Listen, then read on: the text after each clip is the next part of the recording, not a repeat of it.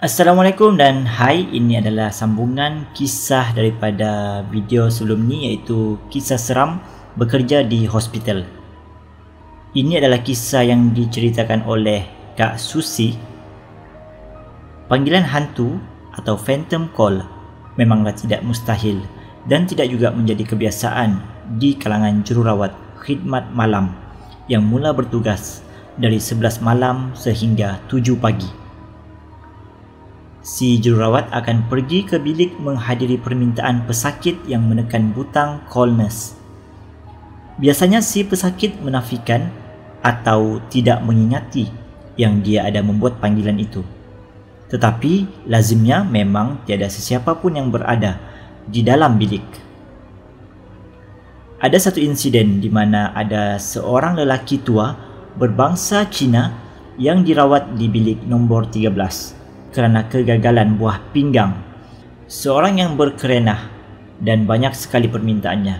Bantal, selimut, tuala berlebihan walaupun cukup segala perlengkapan peribadi telah disediakan kepadanya. Tetapi tugas sebagai seorang jururawat harus saja melayan karenah-karenah setiap pesakit. Aku bertugas shift malam pada waktu itu dan memeriksa laporan pesakit dan mendapati failnya tiada di meja. Ketika sedang tercari-cari, lampu bernyala di monitor sistem pemantauan dan ia datang dari bilik nombor 13. Oleh kerana tidak banyak jururawat yang bekerja pada malam itu, aku pun menuju ke bilik untuk menghadiri permintaan terbarunya. Terletak di satu sudut agak jauh dari stesen jururawat dan sambil berjalan dalam hatiku merungut. Aduh, entah apa lagi si Apek ni nak malam-malam macam ni. Apek tu tengah baring terlentang dan bermenung. Apek, lu mau apa? Dia terdiam, tidak menjawab, mata terus menenung ke tembok siling. Aku bertanya lagi, tetapi setiap pertanyaanku tidak dibalasnya. Aku terus keluar dari bilik, rasa hairan sedikit kerana dia tidak berkelakuan seperti biasa. Keesokan harinya, aku sempat berbual dengan rakan sekerjaku yang mula masuk kerja shift pagi. Syidah, Apek tu semalam first time say, good boy. Diam je. Lagi satu, nanti kau carikan fail dia. Tak ada dekat sini lah. Alamak, kau tak tahu ke? Apek tu dah meninggal semalam sebelum kau masuk shift.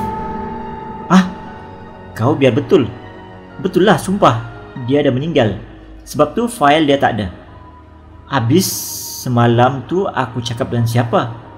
Kami berdua pun diam 1000 bahasa melayankan perasaan teka-teki masing-masing. Aku beredar balik ke rumah untuk berehat kerana harus kembali bekerja lagi pada malam itu. Sedang bersiap-siap di stesen untuk memulakan shift seperti biasa, lampu di monitor pemantauan bernyala dan datang dari bilik yang sama.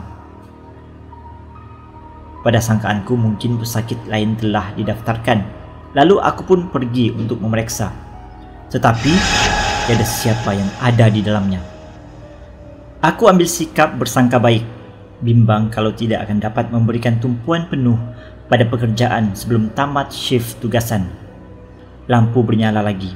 Aku tidak mengendahkannya, tetapi ia tetap terus bernyala selama yang aku abaikan. Sampai satu ketika ia mula berkelip-kelip. Pada kali ini aku mengambil keputusan bersahaja untuk pergi lagi ke bilik itu. Langkah aku terhenti setiba di depan kamar tersebut. Lampu di bilik memang terbuka dan berdiri sebelah katil yang kosong. Aku ternampak Apek yang dikabarkan sudah meninggal itu. Dia memandangku dengan mata yang sayu dan keadaannya seperti dalam kesedihan, sambil melambai-lambai semacam menyuruh aku datang dekat.